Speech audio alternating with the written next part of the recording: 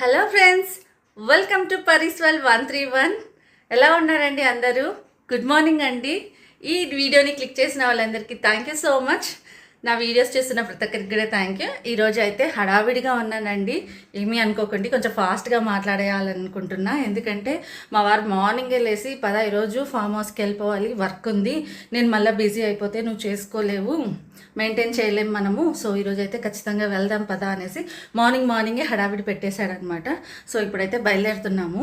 So ఏమేం చేశాను ఏంటి అనేది ఈ వీడియో. సో ఈ అవుట్ఫిట్ గురించి కూడా ఎలా ఉంది ఏంటి అనేది కామెంట్లో పెట్టండి ఫ్రెండ్స్. సో అయితే వీడియోలోకి వెళ్ళిపోదాం. నేను సో అనేస్తున్నందుకు ఏమనుకోకండి, కొంచెం అలవాటు అయిపోయింది అట్లా. పదండి ఇంకా వీడియోలకి.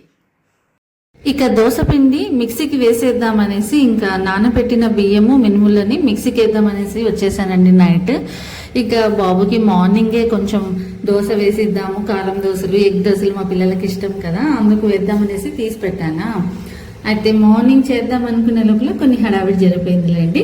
అయితే ఇక్కడ మనం దోశలు గోల్డెన్ కలర్ రావాలి అంటే కాస్తంత అన్నం వేసి మిక్సీకి వేసామనుకోండి, చాలా గోల్డెన్ కలర్లో వచ్చేసి చూడడానికి బాగుంటాయి, టేస్ట్ కూడా బాగుంటాయి అన్నమాట.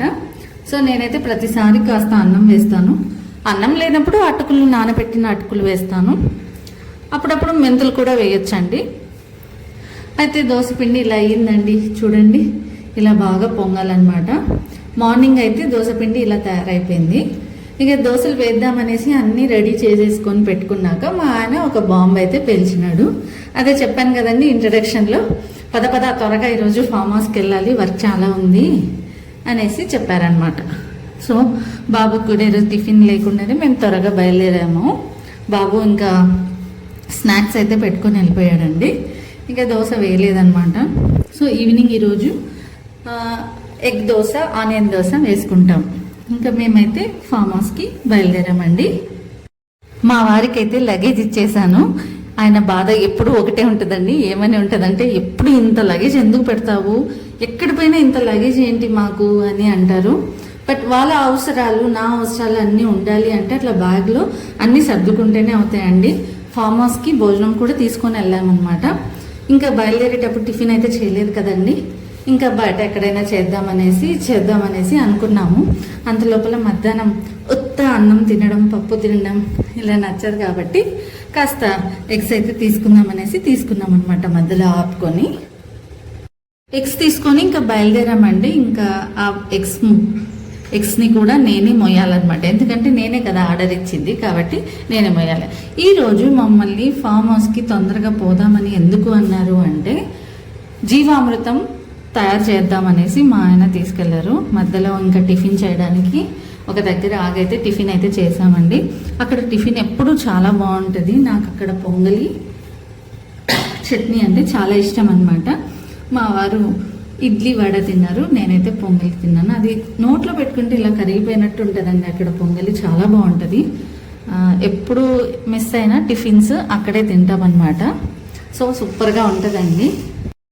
ఇంకా ఫామ్ హౌస్కి అయితే వచ్చేసామండి. ఇంకా లగేజ్ అంతా దింపాము. జీవామృతం చేస్తున్నా అన్నాం కదా, ఇంట్లో చిన్న డ్రమ్ ఉంటే అది తీసుకొచ్చి దాంట్లో జీవామృతం తయారు చేసుకొని పెద్ద డ్రమ్లోకి షిఫ్ట్ చేద్దామనేసి ప్లాన్ చేసామన్నమాట.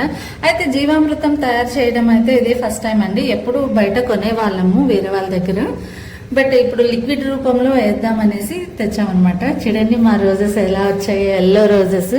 ఇక్కడ ఇదైతే బుక్కే లాగా ఉంది కదండి, అందుకే కాస్త చూపించాను అనమాట.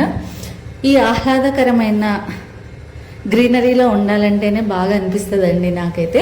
మీకు కూడా అంతేనా? కామెంట్ అయితే పెట్టండి. ఇది జేడ్ ప్లాంట్ అండి, చిన్నగా ఉన్నప్పుడు తెచ్చాను. ఇప్పుడు చూడండి ఎన్ని చెట్లు అయ్యాయో.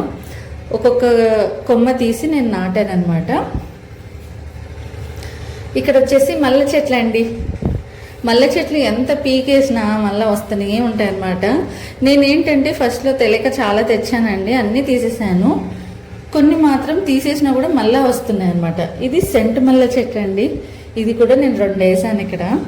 సెంటు మల్లె సీజన్ టైంలో మాత్రం చాలా బాగా వస్తాయి అన్నమాట. ఇక్కడ అందరికీ ఫ్లవర్స్, జాస్మిన్ కానీ సెంటు మల్లెలు కానీ చాలా ఇష్టం ఉంటుంది కదండి. నచ్చిన వాళ్ళు కామెంట్ పెట్టండి. ఇంకా నేనైతే ఈ ఆహ్లాదకరమైన అట్మాస్ఫియర్లో అలా గాలికి మంచిగా తిరగాలనిపిస్తుంది. ఇక్కడ చూడండి ఒక ఫోటో దిగుదామనేసి ఈ చెట్టు దగ్గరికి అయితే వచ్చాను. ఎంత బ్యూటిఫుల్గా ఉంది కదా. మీకు కూడా అంతేనా సిస్టర్స్? మీకు కూడా అలాగే అనిపిస్తే కామెంట్ పెట్టండి. ఇంకా నా కష్టాలు స్టార్ట్ అండి, తెలుసు కదా. ఖచ్చితంగా నేను స్కార్ఫ్ అయితే కట్టుకొనే తిరుగుతాను మా పొలంలో. ఇంకా కంపోస్ట్ తయారు చేయడానికైతే, కంపోస్ట్ కాదండి సారీ, జీవామృతం తయారు చేయడానికి దాంట్లో కోస్తంత మట్టి కూడా కలపాలన్నమాట. సో జీవమున్న మట్టిని తెచ్చుకోవడానికి వెళ్ళామన్నమాట. తెచ్చి ఇక్కడ దీంట్లో వేసి కలిపామండి. ఇక్కడైతే పేడ వేసాము, ఆవు పేడ, ఆవు మూత్రం వేసి కలిపామన్నమాట. దాంట్లో కాస్త బెల్లం కూడా కలపాలి. మేమైతే 200 లీటర్స్ ట్యాంకులో కలుపుదామనేసి తయారు చేసుకుంటున్నామండి. ఇక్కడ ట్యాంక్ అయితే మా వారు చెట్టు కింద నీడకైతేనే ఉండాలి ఇది అనేసి ఇక్కడ పెట్టేశారనమాట. చెట్టు కింద నీడల్లో పెట్టేసి బాగా వాటర్ వేసి అంతా కలిపి తయారు చేసి దాని మీద గోనె సంచి బట్ట లాంటిది పెట్టేసి కప్పుతామన్నమాట. ఇక్కడ తయారు చేసిన పేడ, బెల్లము, ఇక్కడ వచ్చేసి ఆవు పేడ, ఆవు మూత్రం వేసి కలిపామండి. దాన్ని తీసుకెళ్ళడానికి మా ఆయనకి తిప్పాలండి, నన్ను మళ్ళీ హెల్ప్ అడిగారనమాట. సో మళ్ళీ నేను కూడా వెళ్ళాను.